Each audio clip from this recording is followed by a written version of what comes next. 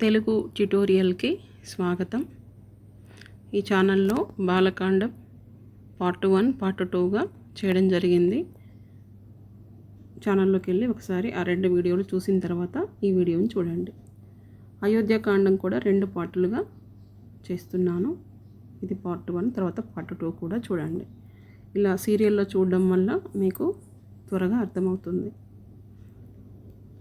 రామాయణం అయోధ్యకాండం చూడండి. ఇక్కడ మనం బాలకాండంలో కొన్ని వివరాలు తెలుసుకున్నాం కదా, వాటికి సంబంధించి ఇక్కడ కొన్ని ప్రశ్నలు ఉన్నాయి. ఈ ప్రశ్నలు నేను చదువుతూ ఉంటాను, మీరు ఆన్సర్ గుర్తు తెచ్చుకునేందుకు ప్రయత్నించండి. రామాయణంలోని కాండాలు ఎన్ని? రామాయణంలోని కాండాలు 6. కాండాలు అంటే భాగాలు. రాముడి తల్లిదండ్రులు ఎవరు? రాముడి తల్లిదండ్రులు దశరథుడు, కౌసల్య. అయోధ్య అనగా అర్థం ఏమిటి? అయోధ్య అనగా యోధులకు కూడా జయించడానికి శక్యం కానిది అని అర్థం. రాముడి సోదరి ఎవరు? సోదరి అంటే చెల్లెలు లేదా అక్క. రాముడి సోదరి పేరు శాంత. విశ్వామిత్రుడు రామలక్ష్మణులకు ఉపదేశించిన విద్యలు ఏమిటి? విశ్వామిత్రుడు రామలక్ష్మణులకు బల, అతిబల అనే విద్యలను ఉపదేశిస్తాడు.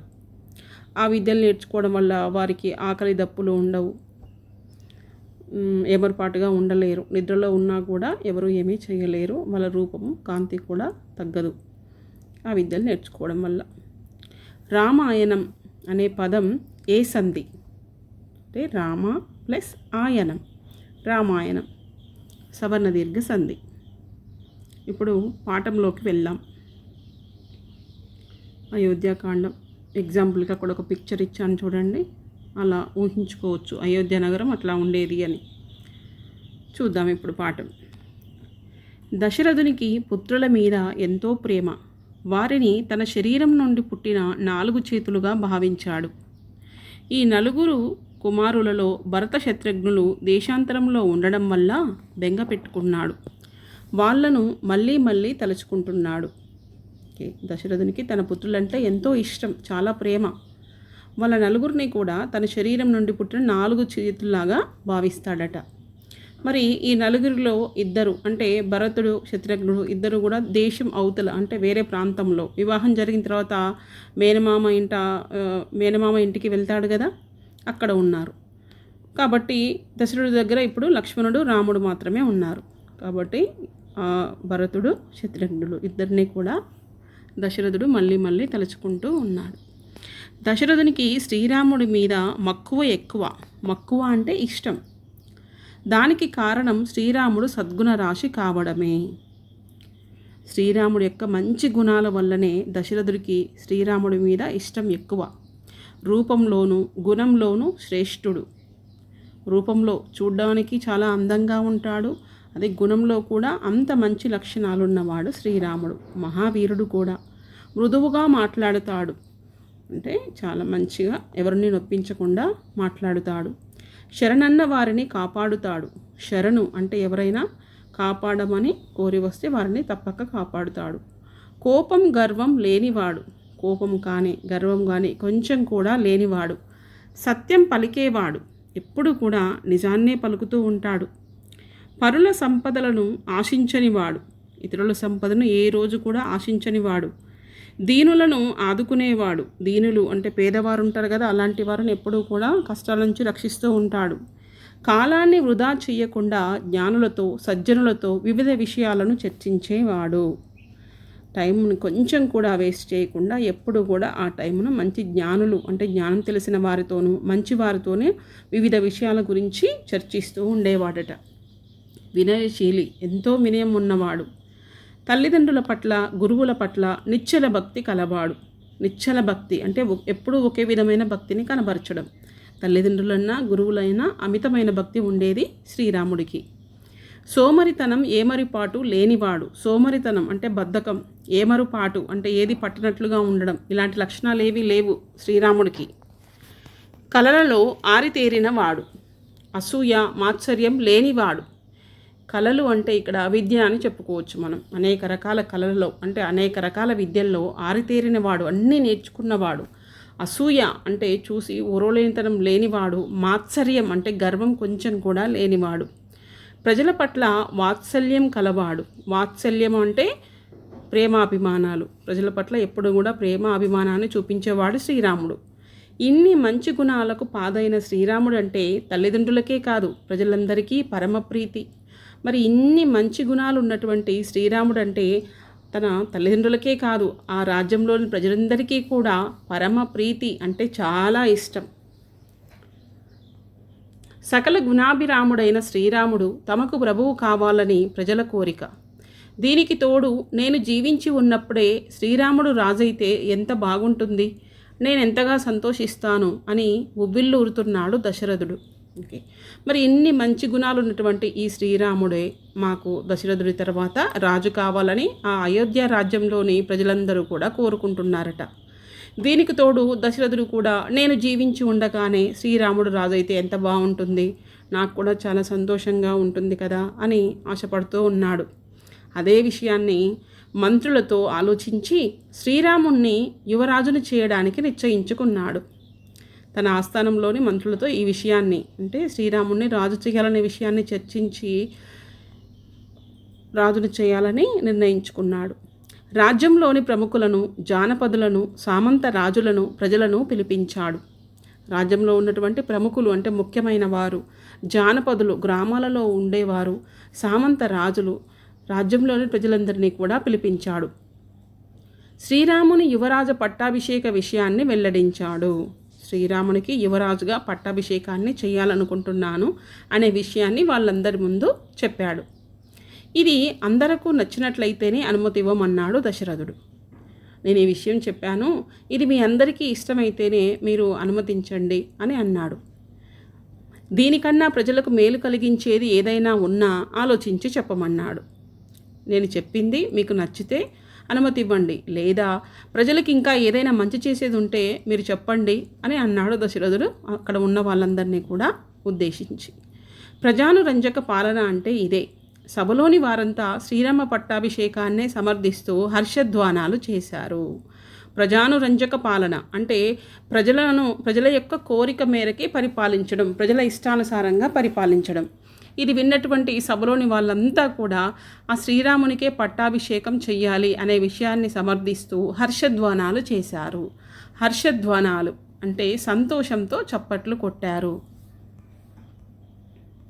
రాజాజ్ఞ మేరకు వశిష్ఠుడు మంత్రులను, అధికారులను యువరాజ్య పట్టాభిషేక మహోత్సవానికి ఏర్పాట్లను చేయవలసిందని ఆదేశించాడు. దశరథుడు శ్రీరాముణ్ణి పిలిపించాడు. శ్రీరాముడు వచ్చి తండ్రికి పాదాభివందనం చేశాడు. దశరథుడు శ్రీరాముణ్ణి అక్కున చేర్చుకున్నాడు. బంగారు సింహాసనం మీద కూర్చోబెట్టాడు. చిరునవ్వులు చిందిస్తూ, రామా, నీ సుగుణాలతో ప్రజలను మెప్పించావు కనుక నీవు యువరాజు పట్టాభిషేకం చేసుకోవాలి.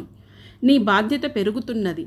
మరింత వినయవంతుడవు కావాలి, జితేంద్రియుడివి కావాలి అంటూ రాజధర్మాలను నూరిపోశాడు. తండ్రి వద్ద సెలవు తీసుకొని తల్లి అయిన కౌసల్య దగ్గరికి వచ్చాడు శ్రీరాముడు. ఆమె ఆశీస్సులు అందుకున్నాడు. వశిష్ఠుడి ఆదేశం మేరకు పట్టాభిషేకానికి అనువుగా సీతారాములు ఉపవాస దీక్షను గైకొన్నారు. ఓకే, రాజాజ్ఞ మేరకు వశిష్ఠుడు ఏం చేశాడో దశరథుని మాట చెప్పినందుకు వశిష్ఠుడు మంత్రులను, అధికారులను అందరినీ పిలిపించి శ్రీరాముని యొక్క పట్టాభిషేకానికి ఏర్పాట్లను చేయవలసిందని చెప్పాడు. ఇంకా దశరథుడు శ్రీరాముని తన దగ్గరికి పిలిపించుకున్నాడు. రాగానే శ్రీరాముడు తన తండ్రికి పాదాభివందనం చేశాడు.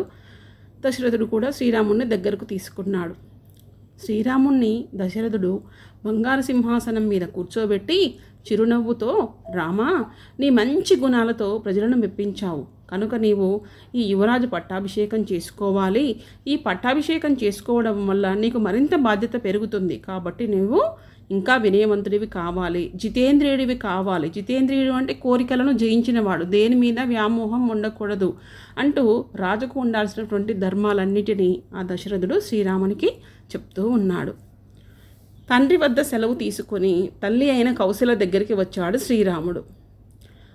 తల్లి ఆశీస్సులను కూడా అందుకున్నాడు. ఇంకా వశిష్ఠుడి ఆదేశం మేరకు పట్టాభిషేకానికి అనువుగా సీతారాములు ఆ రోజు ఉపవాసం ఉన్నారు. శ్రీరామ పట్టాభిషేక మహోత్సవం కోసం అయోధ్య తనను తాను అలంకరించుకుంది. నగరమంతా ఆనందశోభ తాండవిస్తున్నది. ఇది చూసిన మందర కళ్ళల్లో నిప్పులు పోసుకున్నది. కైకేయి అత్తవారింటికి వచ్చినప్పుడు వెంట వచ్చిన అరణపు దాసి మందర పరుగు పరుగున కైకేయి దగ్గరకు వెళ్ళి పట్టాభిషేక విషయం చెప్పింది. కైకేయి చాలా ఆనందించి వార్త చెప్పినందుకు మందరకు విలువైన బహుమానాన్ని అందించింది. నిశ్చేష్టురాలైంది మందర. దుఃఖించవలసిన సమయంలో ఎందుకు సంతోషిస్తున్నావని నిలదీసింది కైకేయిని. నాకు రాముడు భరతుడు ఇద్దరూ సమానమే. రాముడు పట్టాభిషిక్తుడు అవుతున్నాడంటే అంతకన్నా నాకు ఆనందం ఏముంటుందన్నది కైకేయి. ఓకే, మరి చూద్దాం దీని వివరణ. శ్రీరాముని పట్టాభిషేకం కోసం అయోధ్య తనను తాను అలంకరించుకుంది. అంటే ఆ రాజ్యంలో ఉన్న ప్రజలందరూ కూడా తమ వీధులను ఇళ్లను చాలా చక్కగా అందంగా అలంకరించుకున్నారు. కాబట్టి నగరమంతా కూడా ఆనంద శోభ, ఆనందంతో అంత సౌందర్యంగా ఉంది. నగరమంతా చూడడానికి చాలా అందంగా కనిపిస్తూ ఉంది. ఇలా నగర ప్రజలందరూ తమ సంబరాల్లో సంతోషంగా ఉండగా ఇది చూసినటువంటి మందర కళ్ళల్లో నిప్పులు పోసుకుందట. కళ్ళల్లో నిప్పులు పోసుకోవడం అంటే చూసి ఓర్వలేకపోవడం.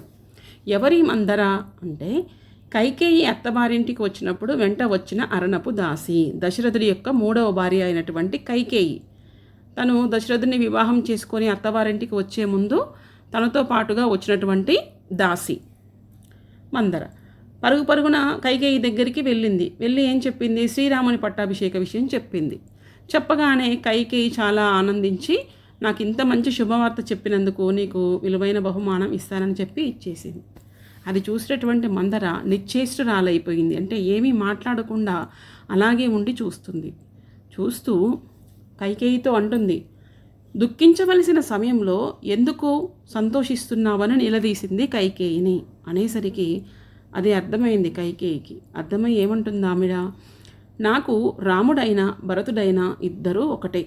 రాముడు పట్టాభిషిక్తుడు అవుతున్నాడంటే అంతకన్నా నాకు ఆనందం ఏముంటుంది అని అన్నది కైకేయి.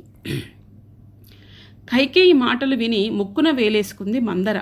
అంటే ఒక్కసారిగా ఆమె కూడా షాక్ అయింది, మందర కూడా. రాముడు రాజైతే కౌసల్య రాజమాత అవుతుంది. అప్పుడు మాతో పాటు నీవు కూడా ఆమెకు దాసీవవుతావు. రామునికి నీ కొడుకు దాస్యం చేయాల్సి వస్తుంది.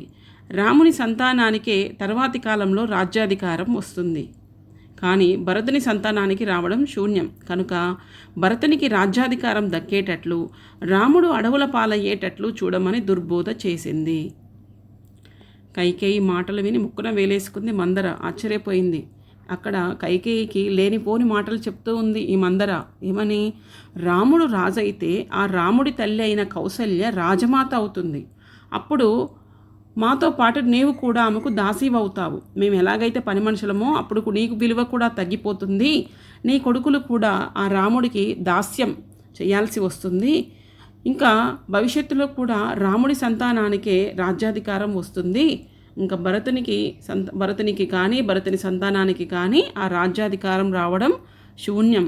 కాబట్టి భరతునికే రాజ్యాధికారం దక్కేటట్లు, అంటే భరతుడిని రాజును చెయ్యి, ఆ రాముడు అడవుల పాలయ్యేటట్లుగా చూడు అని దుర్బోధ, చెడు మాటలు, చెప్పుడు మాటలు చెప్పింది మందర. ఈ మాటలు విన్నటువంటి కైకేయి మనసు మారింది. అందుకే అంటారు కదా, చెప్పుడు మాటలు చేటుకు కారణం అని.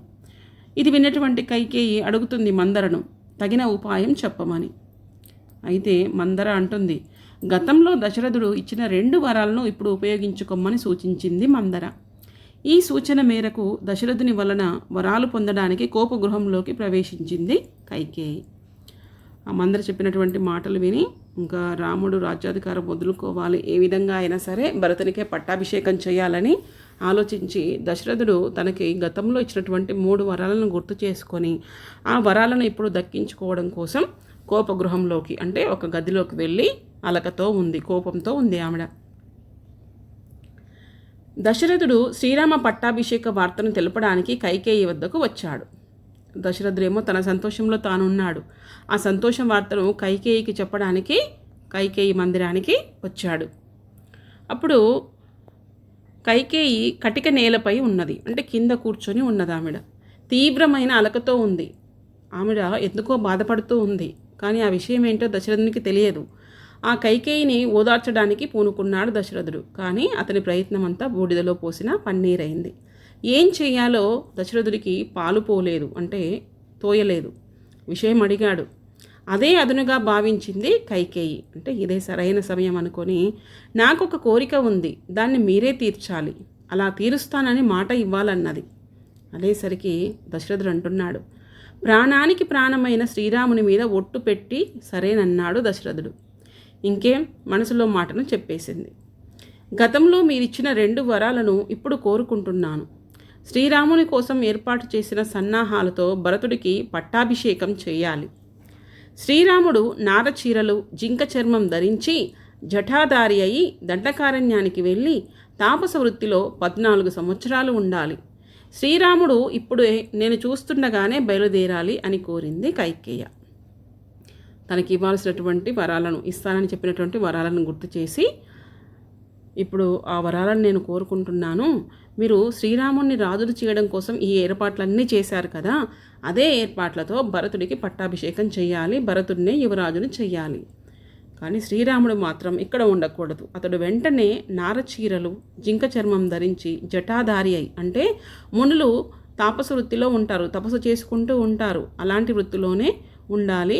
ఆ నారచీరలు ధరించి ఎప్పుడూ కాదు, ఇప్పుడు నేను చూస్తుండగానే శ్రీరాముడు వెళ్ళాలి, 14 సంవత్సరాలు అడవుల్లోనే గడపాలి అని కోరింది కైకేయి. ఈ కైకేయి చెప్పినటువంటి మాటలకు స్పృహ కోల్పోయాడు దశరథుడు. కళ్ళు తిరిగి కింద పడిపోయాడు. కొంతసేపటికి తేరుకున్నాడు. తన్నుకొని వస్తున్న దుఃఖంతో, కైక, రాముడు నీకేం అపకారం చేశాడు? భరతుడి కన్నా ఎక్కువగా నిన్ను సేవించాడు. అటువంటి వాణ్ణి అడవుల పాలు చేయమని అడగడానికి నీకు నోరెలా వచ్చింది? నా రాముణ్ణి విడిచి నేను ఒక క్షణమైనా బతకలేను. చేతులు జోడిస్తున్నా, నీ పాదాలు పట్టుకుంటా, రాముణ్ణి మాత్రం నాకు దూరం చేయొద్దని బతిమాలాడు. కైకేయి మారలేదు. కైకేయి మాటలకు దశరథుడు కళ్ళు తిరిగి పడిపోయాడు. కొంతసేపటికి తేరుకున్నాడు.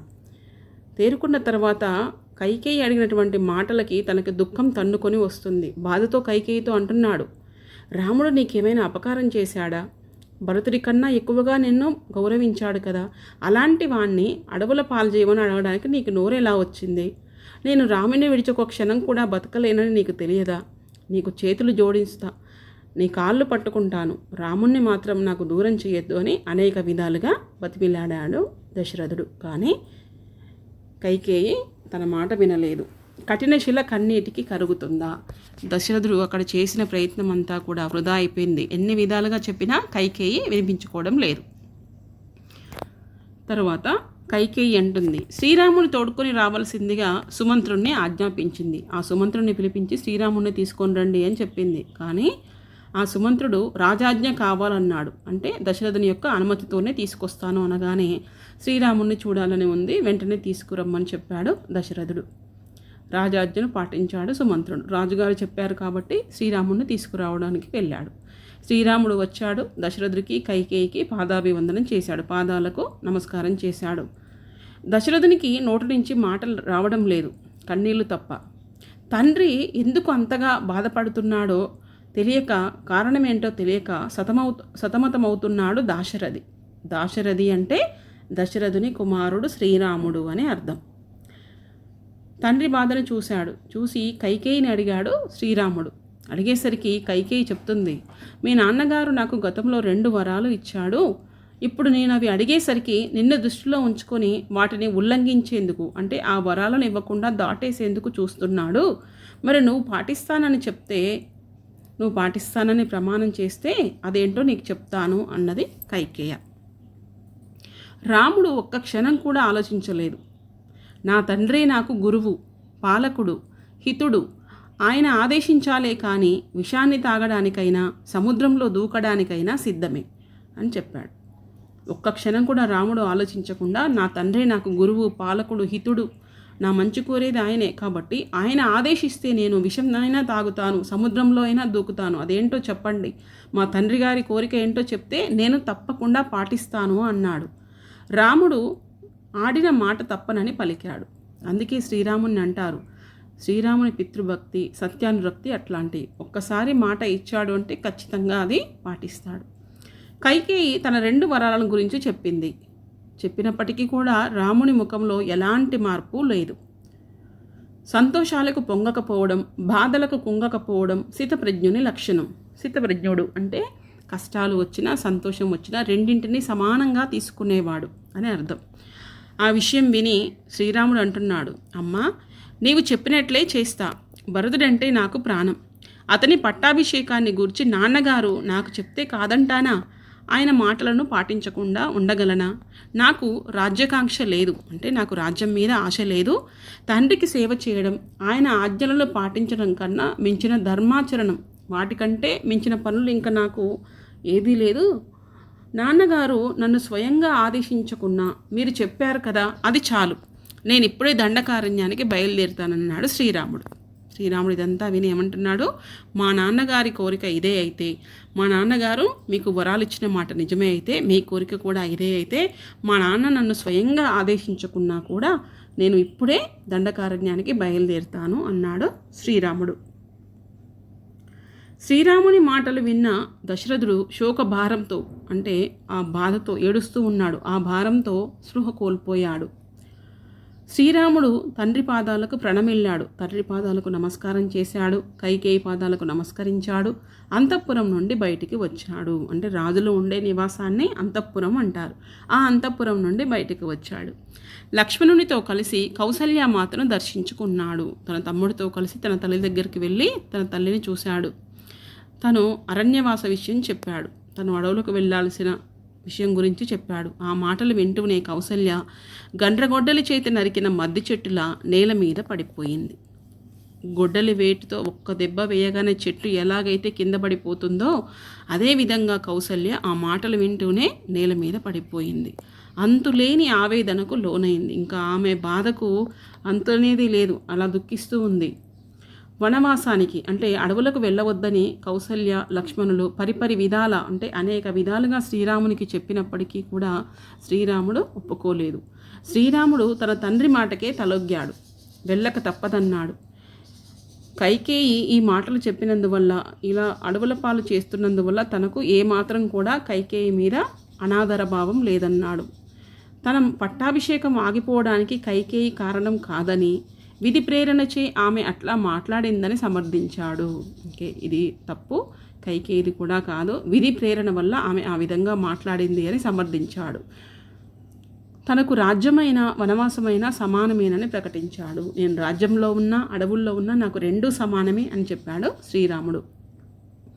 పుత్ర వ్యామోహంతో కౌసల్య శ్రీరాముని వెంట వనవాసానికి సిద్ధపడింది. పుత్ర వ్యామోహం అంటే శ్రీరాముడి మీద ప్రేమతో తన తల్లి కౌసల్య కూడా అడవులకు వెళ్ళడానికి సిద్ధపడింది.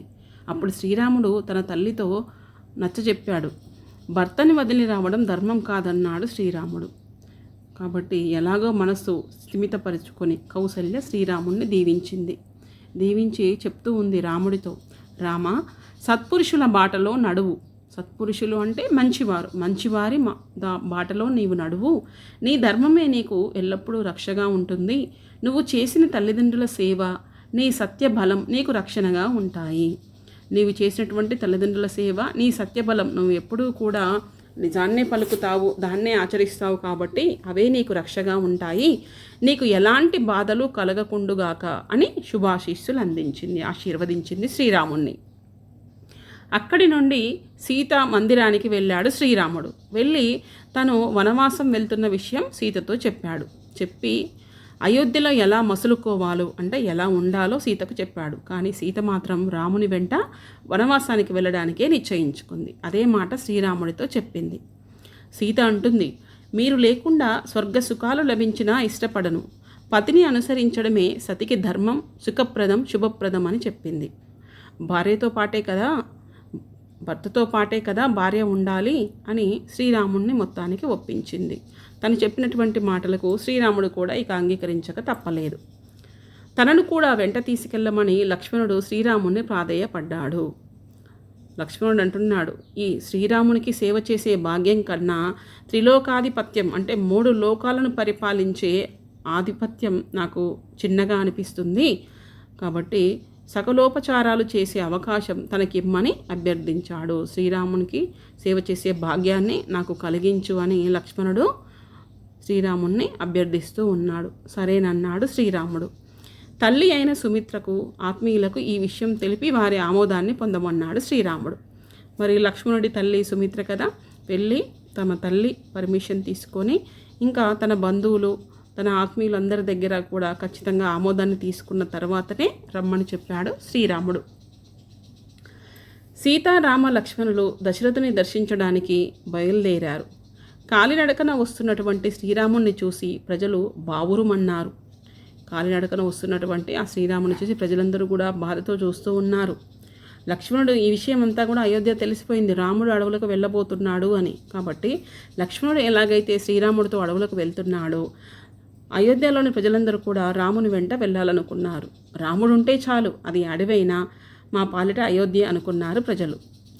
తర్వాత సీతారామ లక్ష్మణులు ముగ్గురు కూడా దశరథుని మందిరానికి చేరుకున్నారు. దశరథుడు తన రాణులందరినీ కూడా అక్కడికి పిలిపించారు. అందరూ కూడా విలపిస్తున్నారు, ఏడుస్తూ ఉన్నారు, ఒక్క కైకేయి తప్ప. దశరథుని మందిరం కన్నీటిశాల అయ్యింది. తన మందిరం అంతా కూడా అందరూ కూడా బాధతో ఏడుస్తూ ఉన్నారు.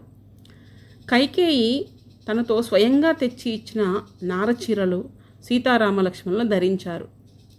ఇంకా ఆ నారచీరలు ధరించి తల్లిదండ్రులకు నమస్కరించారు. నారచీరలు అంటే కాటన్ వస్త్రాలు అనుకోవచ్చు.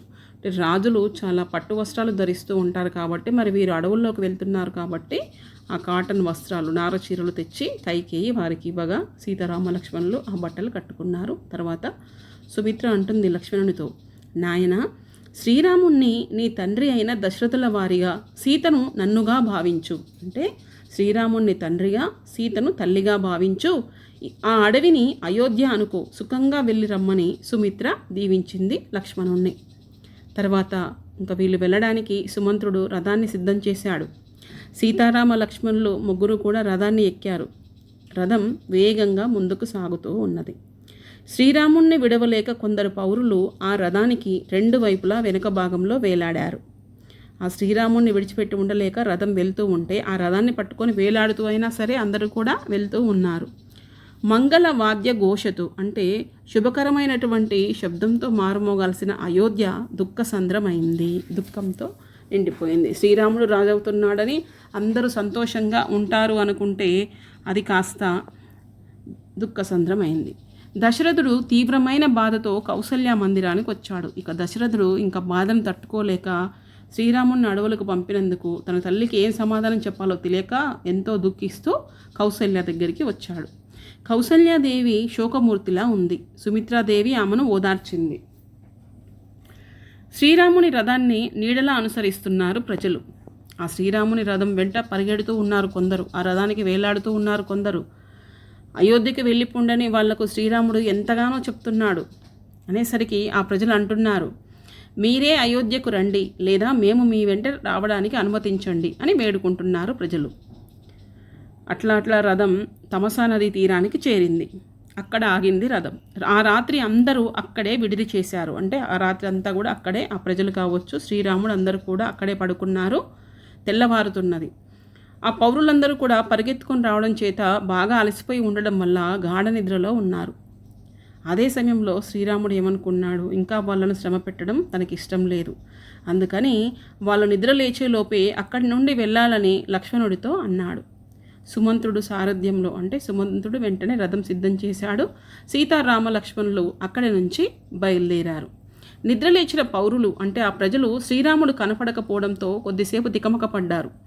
తాము మొద్దు నిద్రపోయినందుకు తమను తామే నిందించుకొని ఇంకా చేసేది లేక శ్రీరాముడు ఎటు వెళ్ళాడో తెలియక వాళ్ళు తిరిగి అయోధ్యకు తిరుగుముఖం పట్టారు.